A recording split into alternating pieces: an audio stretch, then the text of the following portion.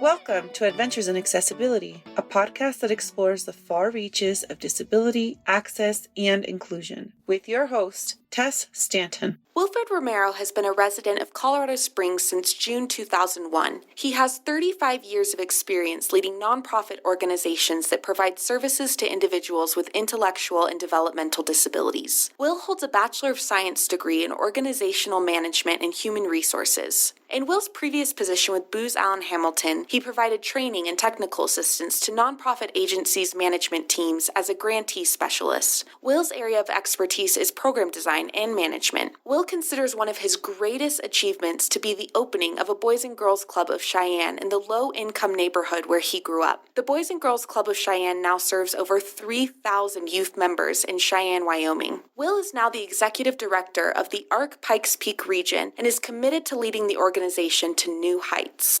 Will, thank you so much for joining us today for the podcast. I'm so excited that you're able to be here. And could you just start out by telling our listeners a little bit about yourself, where you come from, and your background? First of all, Tess, thank you for having me. It's always an honor to have the opportunity to raise awareness about the Pikes Peak region and the work we do in our community. Again, my name is Wilfred Romero. I'm the executive director of the Pikes Peak region. I've been the executive director here for the past 11 years. I'm originally from Cheyenne, Wyoming. I moved up here to Colorado Springs in 2001 to run the Head Start program, actually in Pueblo, Colorado. Pueblo expanded all the way across the state of Colorado. So at the end of my tenure with Head Start, I had over 2,000 students across the state that we were serving. I've been married for, I'll date myself, 33 years.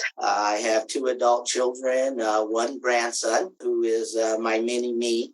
He's my wrestler and my athlete, so I get an opportunity to coach him on a regular basis, and he helps keep me young. Outside of that, I have my education, I hold for my education an Associate's Arts degree in Public Administration, Bachelor of Science degree in Organizational Management and Human Resources, and then I'm very proud to say that I continue with my education after the art to better enhance my knowledge around disabilities by attaining my master's certificate in disability studies. So I think I'm well versed in this world and try to face the challenges that come up with a nonprofit agency. And I love Colorado Springs. Me too. This is where I was raised and I just can't seem to leave. So that's definitely something we share. And I also know that you opened a Boys and Girls Club in Cheyenne, and I think that's a huge accomplishment. So do you want to talk a little bit about that? Sure. Part of my background is I was raised in a low-income household. I attended a Head Start program myself. I was probably one of the first graduating classes in the state of Wyoming. I have always had the passion for giving back to the community, for wanting to help those that live similar lives to mine or had the same struggles. I had a very dear cousin, went to college to become a social worker, and unfortunately, he was diagnosed with schizophrenia his sophomore year of college, and unfortunately, he passed away in an institution in Cheyenne, Wyoming. But he was really my spark for wanting to give back and be involved in the community, because he was actually a hero of mine. Again, being raised in a low-income environment, we had a lot of struggles, and many of my friends, if we didn't find outlets, we found ourselves in trouble, more often than not ending up in court and things like that. So in 1996, I made it a goal to open up a Boys and Girls Club in my old neighborhood, with the goal again to give young kids belief and encouragement that they can accomplish things. Because far too often we hear that we can't, or you'll end up in jail. This is what your history is going to be, so forth. So very much today with what I do with disabilities, is why I started a Boys and Girls Club, because the same challenges that we had as youth living low income are the same challenges that the disability community, especially the intellectual and developmental disability community. But again, I just wanted to give back and help all those little wills that I knew if they had the support that they can be successful. And I'm very proud to say that today over 9,000 children between the ages of 6 and 17 are members of the Boys and Girls Club of Cheyenne. Wow. Well, you really should be proud of that accomplishment because it is huge. And I know that that's so influential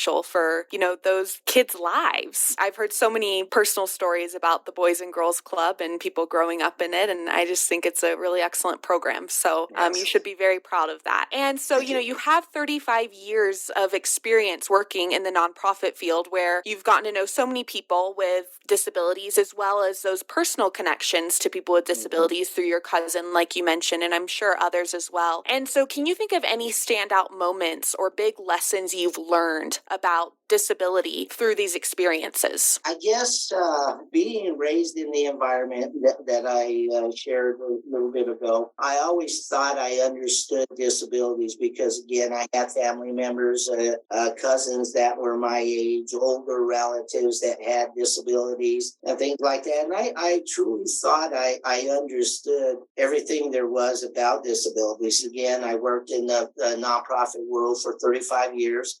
A big part of that was dealing with individuals from all walks of life, disabilities included. And so I thought that I was not biased or I didn't have any prejudices against disability. So when I made that commitment to enter the disability field, I didn't think, again, I thought I had a pretty good and clear idea of what those challenges were.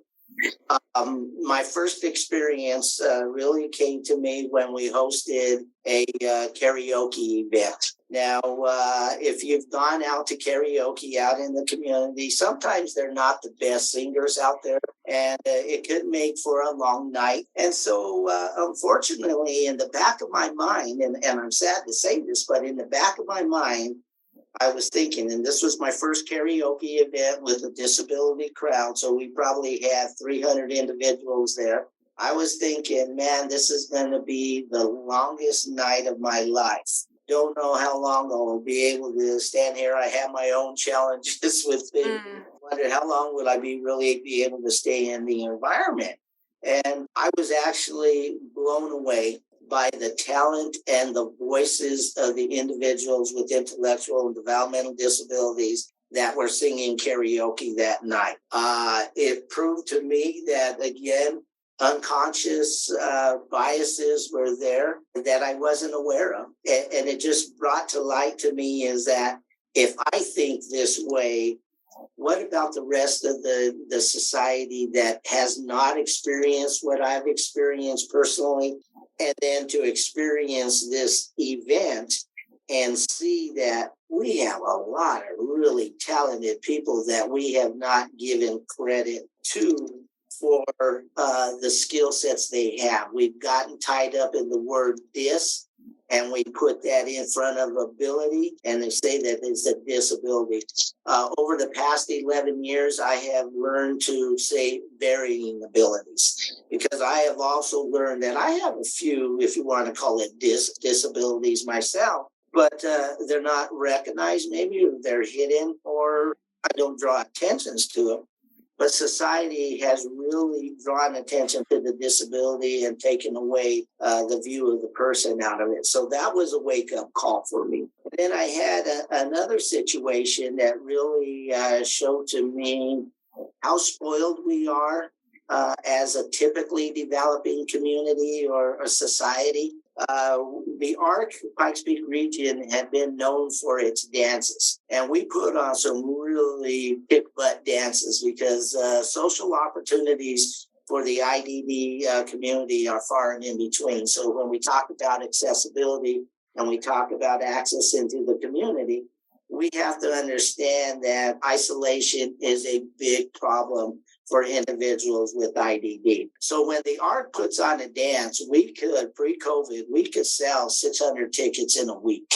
and have people knocking and pounding on the doors to, sell more tickets. We usually had our dances at the city auditorium, a great venue, a big floor, filled it up. Well, one particular dance, we were jamming, the speakers were loud, the music was filling the whole gymnasium itself, and somehow one of the speakers blew. So the music went down in volume. The volume went down in the music. You wouldn't believe the number of typically developing individuals that were at the dance that came up to me and were complaining about the fact that they couldn't hear the music anymore because the speaker, and what a bummer it was, and all of this stuff, making it a really a negative experience for themselves. But as I was inhaling all of this negativity, I looked out onto the dance floor, and guess what the people with intellectual and developmental disabilities did?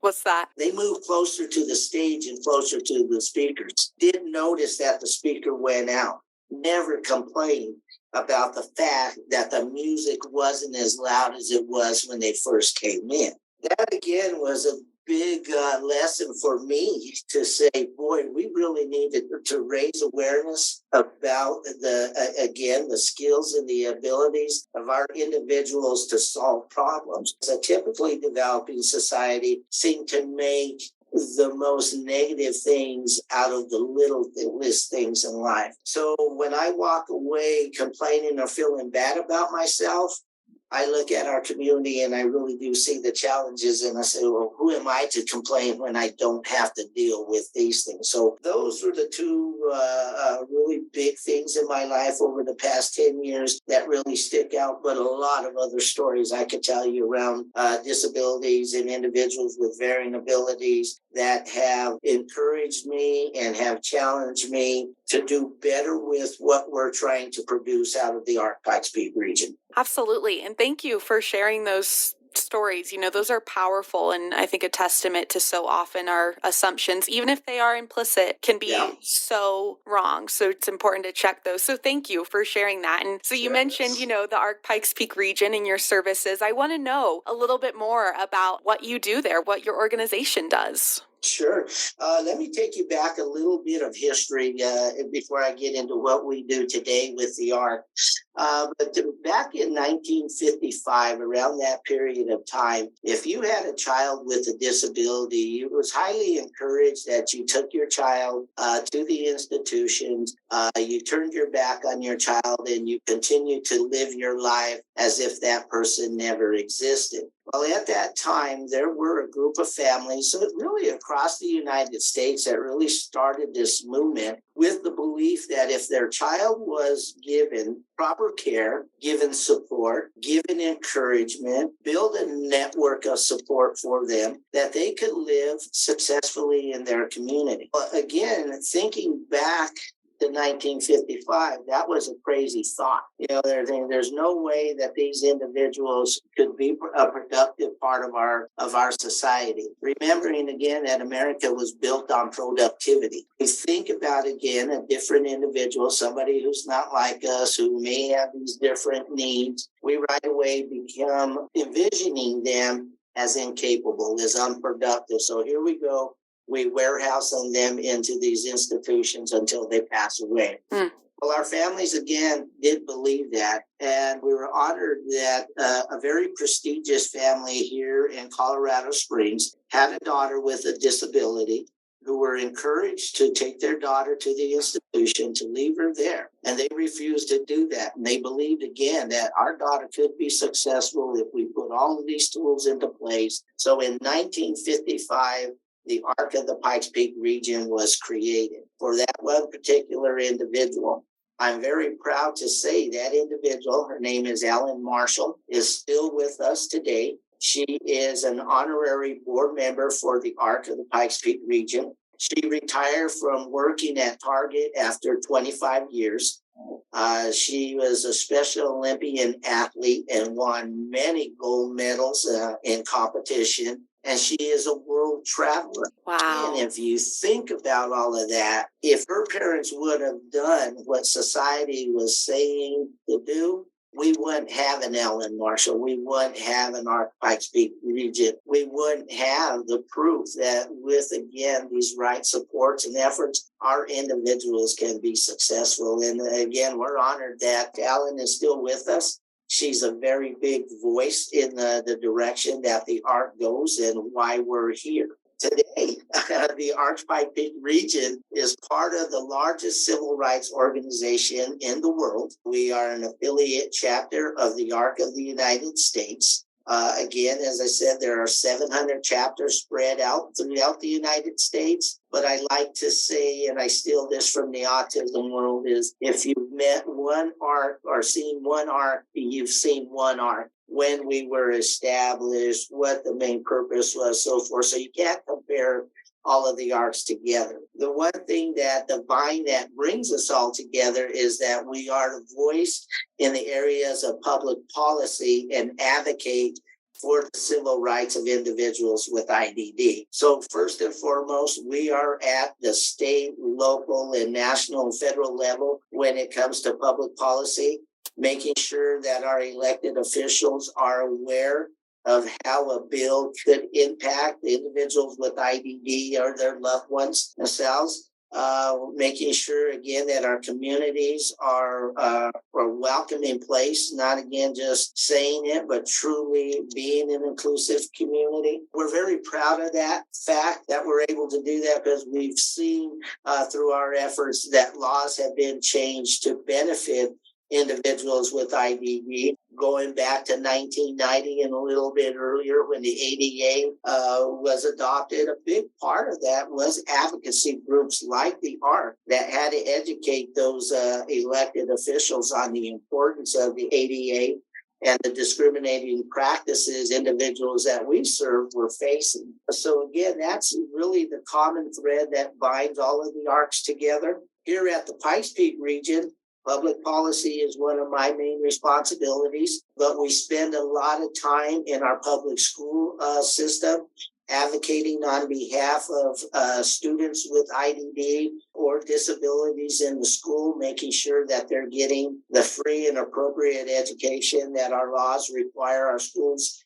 districts to provide. So we are there with the family, talking with the schools to find a workable arrangement to give our children the best opportunity to be successful in school. I hate to say it, but as COVID came along, it has tripled the challenges of students with IDD in school because of all of the factors that have gone on with COVID, such as shortage of staff, high rates of illness, lack of education opportunity. It just flowed there. So we've been a very important part in that communication between our schools and our families. Place that we spend way too much time in is advocating on behalf of individuals with intellectual and developmental disabilities caught up in our criminal justice system. It's unfortunate that many of our individuals, like myself when I was a youth, if I didn't have anything to do, remember the Boys and Girls Club, why we started that,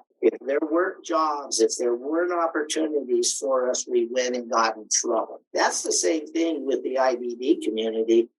Keeping in mind that 85% of individuals with intellectual and developmental disabilities can work if given the right support. It's really about 15% of the population that really have high disability needs that in reality, no, that isn't going to be possible. But 85% can actually do some form of work if we focused on their skill sets and not on what we have termed a disability. Because of the ARC, we save our community approximately $3 million a year by keeping individuals with intellectual and developmental disabilities out of jail for very petty crimes. Because again, unfortunately, once they're in the criminal justice system, they tend to pick up more crimes while in jail. When we talk about accessibility and accommodations for individuals with IDD, once they enter the criminal justice system, especially a facility, a jail, or a prison, those things basically go out the door. Far too often, medication is held back.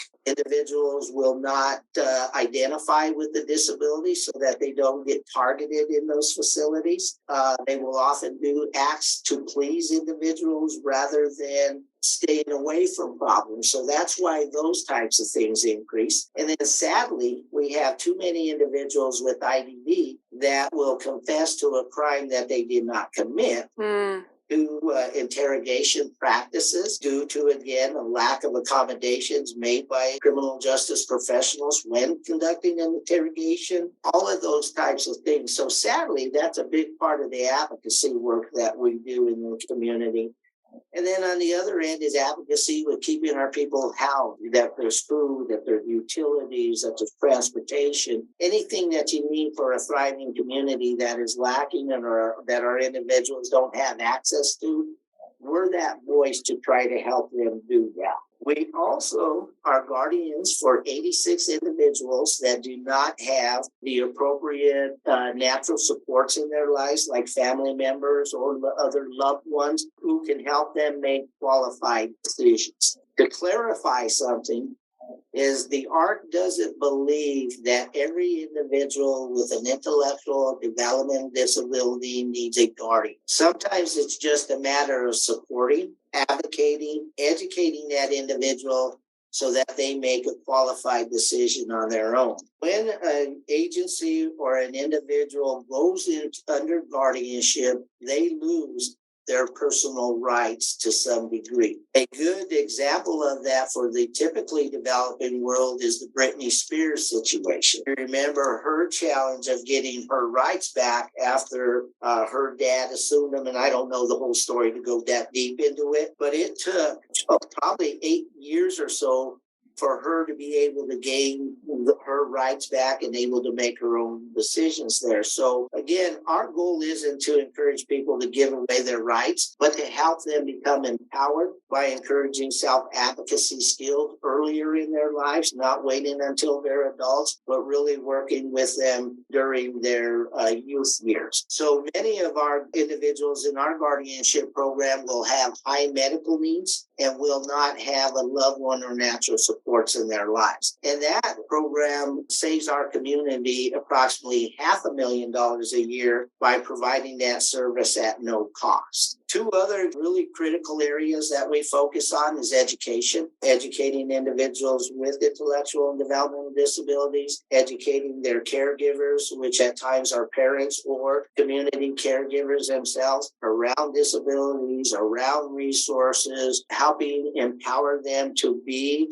primary educators of their child if their parents homeschooling their child, how to help their children, again, learn self-advocacies early on in their lives, to plan for the future. That's the one thing that, we all should be doing, whether you have a disability or not, is future planning. The only difference, or the big difference, I should say, between future planning and probably typically developing families plan is that a person with a disabilities future planning is a lifespan of plan, where more often than not, a typically developing family with typically developing kids, you're planning to get them through college maybe or a trade school and saying goodbye, you're on your own. In our world, we have to be looking about future care. When that caregiver passes, what is the role of the sibling in the life of an individual with IDD, especially, again, keeping them in the community and letting them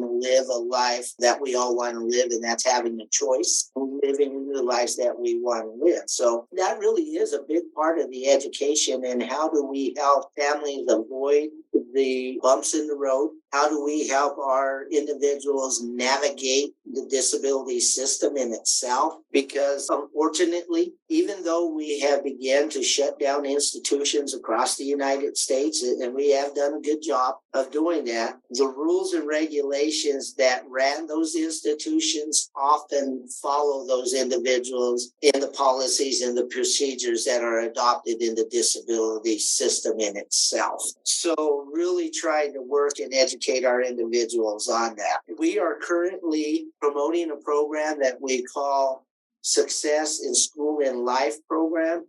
where we are helping our parents that are homeschooling or that have school-age kids with, again, empowering them to be the primary educator, to help them work with their child and learn to focus on the skill sets that they're good at. Because more often than not, when you think about education, again, I talked about productivity in the United States or where we're at. That's the same mentality that goes into the schools. The schools want to see A's and B's. They don't want to see that you're still at level 1 after 6 years. But more often than not, our kids are looking for experiences to build the skills that they're good at, not these skills that they're never going to master. You may have heard this quote: if you spend a fish's whole life trying to teach it to climb a tree, it'll always believe that it's stupid. Yeah. Makes a lot of sense, don't it? If we're trying to force our kids to learn all of these things that they're never going to be able to accomplish, and we ignore all of these positive skill sets, their artistic, their computer skills, their math skills, again, I've been blown away by the individuals I have met that are term disabled by the abilities they have, but society has put them in a box that we don't give them these opportunities. So we're trying to help our parents see that earlier in the child's life. Again, in our disability system, in our world, when a child is enrolled into the public school system, one of the first things they are told, our parents, is that when your child turns 18, you have to be their guardian. So we have parents that all of a sudden their son or daughter turned 18 and they're frantically pounding on our door saying, I got to be my child's guardian. I got to be my child's guardian. They grew up. I didn't realize it. And we're asking them why. Can they make their own decision? Do they need some support? Then let's look at that versus you got to be a guardian. Now, to me, if you hear that the very first day of school, where is the hope of accomplishment when you're telling me my child's always going to need me there to make the decisions for them? That's why it's important for programs like the ARC to start encouraging families earlier in the diagnosis that there is hope, that there is enjoyment, that there is a lot of success out there if we start highlighting those things, and instead of focusing on all, again, the negatives of disabilities. But you got to plan, and you got to do that early. So that's really the big key around education. We got a beautiful campus located at 10 North Meade Avenue. If you're ever getting an opportunity or a community gets an opportunity, come and visit us, see what we have. In 2017, we launched a capital campaign to renovate our facility so that we would have a facility that was truly accessible. And not only accessible, but it was truly inclusive. And I'll go into a bit more of that if we have time. But got to come and see the campus. We got a working kitchen where we can have students coming in, learning independent living skills. We got a computer lab. We got a multi-purpose room. We got a big conference room to host educational events. We got great property where we could do outside things. So there's a lot of opportunities here at the ARC to help our families and our individuals with varying abilities become successful in their community.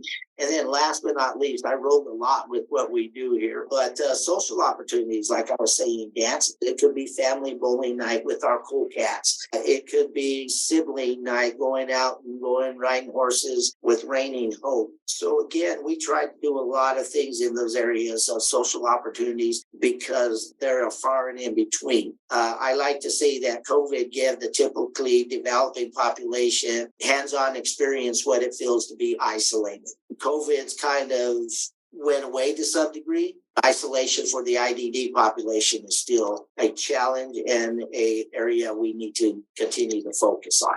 Absolutely. And so if any listeners think that they could benefit from, all the great services that you provide, where can they go to access those? Definitely you can go to our website and check us out there. www.thearc, and that's THEARCPPR.org, or come by our campus, check us out. Again, we are located at 10 and 12 North Meade Avenue. We're right across the street from Memorial Park. So if they know where the skate park is there in Memorial Park, you can see the ARC building right across the street from there. We are looking to continue to grow and to enhance the opportunities that we're providing here at the ARC. So we encourage our community to come out and visit us. And finally, how can listeners support the ARC Pikes Peak region or their local ARC? All right. Well, thank you for asking, because we are very fortunate that we have the great partnership with ARC thrift stores. Many times, if you ask our community if they're aware of the ARC, people will say they love the ARC thrift store. They shop there, they donate, they do that. So continue to do that. First and foremost, 85% of our funding comes from the ARC thrift store donations and sales. That helps us do the work that we do at no cost to the participants that come in. We do charge a fee. It's very minimal, and it's there just to encourage our community or those that register to make sure they show up, because slots are limited. But we don't charge for our services, again, thanks to our funding source, ARC thrift store. However, the other 15% does come through our community donations. Again, you could go to our website and you can make a donation online. We do have a few opportunities throughout the year where we're looking for sponsorships and donors through there. So visit our website, sign up to get on our newsletter through our website, and we'll continue to promote those fundraising opportunities. But, even if we look at end-of-life giving or planning in those areas, keep the ARC Pikes Peak region in mind for those major gifts or those kind of gifts. Because again, you think about it, 1955, and here we are, 2023, a really long history of working and serving our individuals and doing it with pride and making sure that our community really is getting everything back that they've given to us. So anything like that. And then there's always opportunities to volunteer. So if you're interested in volunteering, look us up there too. Well, so much great information and ways to get involved. Will, thank you so much for coming on the podcast today. Thank you.